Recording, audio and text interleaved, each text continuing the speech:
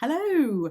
So I'm continuing my deep dive this week into our audiences and our customers. And when you double down on targeting the right people with your offers and you use messaging that's completely resonating with them, then you're going to grow your business. And best of all, if you're passionate about your business and your offers, you'll be in that enviable position to sell without selling. And we all want that, don't we? So, have you ever felt that niggly feeling that there might have been something missing between the knowing and the finding of your tribe? Have you got a great product and the right audience, but something isn't gelling? Well, stick with me because over the coming weeks, I'm going to be taking a deep dive into our customers and I'm going to show you how to get your business back on track. So I'm Lor Bradley. I'm a business strategist, a business mentor, and an online business consultant. And I've started, grown, and I've scaled businesses for myself and for other entrepreneurs for almost 30 years. And in my videos, I'm going to show you how. Okay, so let's get going. Now, there are 3 ways to grow a business: to sell more, to increase your customers, or to increase your prices. And today we're focusing on your customer base. But think about this. Not everyone out there currently orbiting your business is going to want all of the great things that you have to offer. And I'm sure you already know that by creating an ideal client avatar, you can better identify those people who will be a good match for your offerings. And when you create an ideal client avatar, so that's your ideal paying customer that identifies the person who would most benefit from your offerings, you naturally start to narrow down your audience. And one of the things I talk about, and this is super important, is narrowing your focus to understand the slight differences between your ideal customers and your ideal paying customers. And this means honing in to understand those people who are going to actually put their cash on the table and invest in you. And this process of narrowing your focus to laser in on attracting your perfect tribe into your world and hopefully get yourself into that enviable position of selling without selling is called market segmentation. And when you segment your audience, it's kind of like sorting out a box of different colored Lego pieces. So you empty the box of pieces and you sort them into groups based on their common qualities. And sometimes you might sort them all over again into entirely different groupings.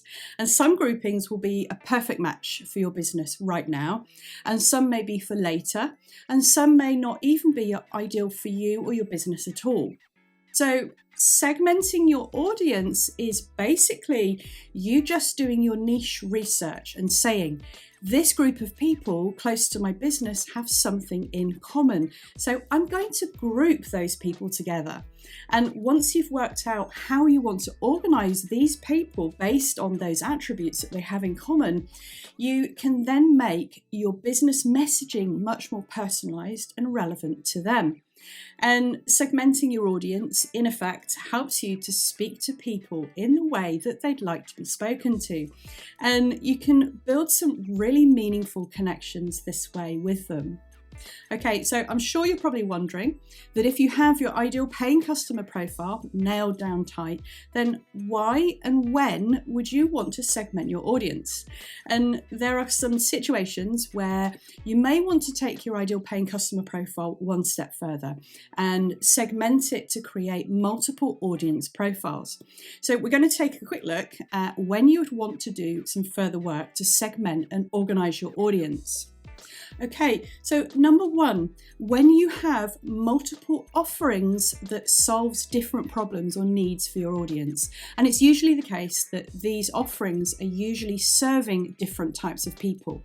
Number 2, you're seeing quite big shifts in your audience demographics in your marketplace. So you're going to need to create targeted content for those various groups or those demographics of people.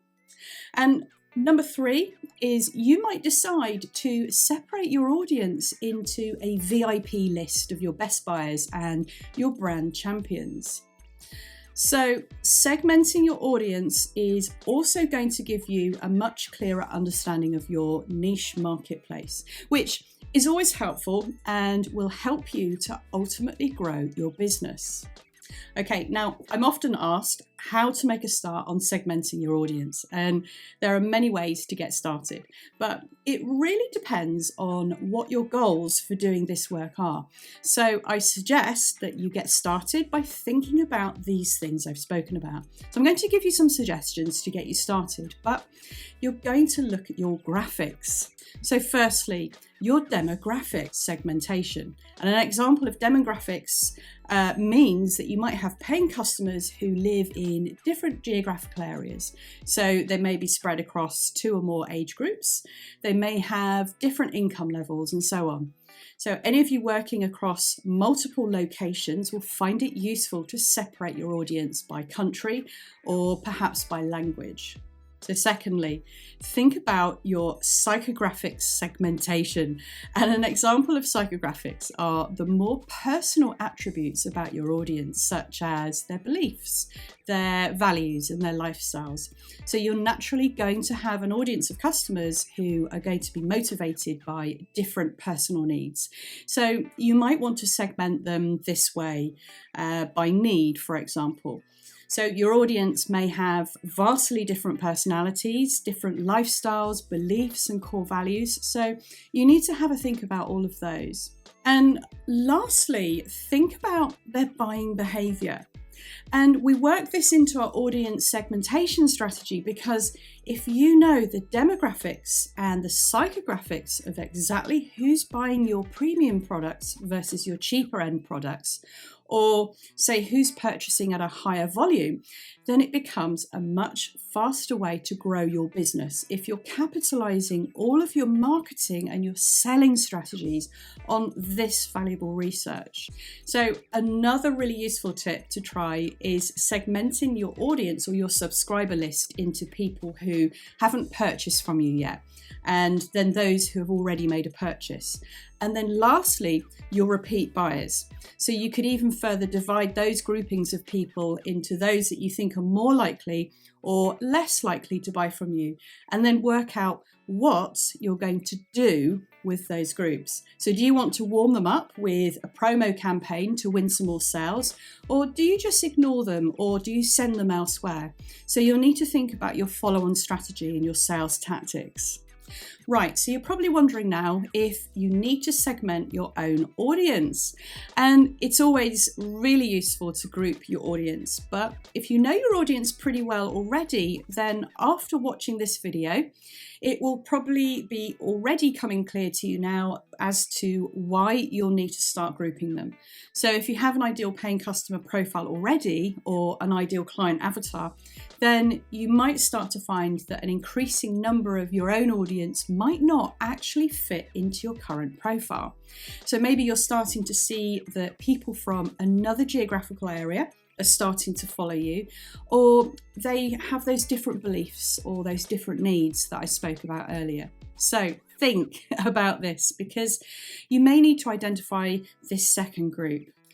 And another reason to resegment your audience is if you're starting to make changes in your business. So maybe your marketplace has changed and you're having to branch out into a new niche, or perhaps if you're launching a brand new product which needs to target a new type of audience.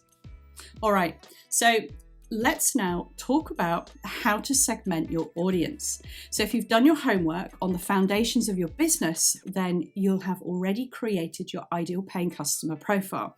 And if you haven't done that yet, then get started there.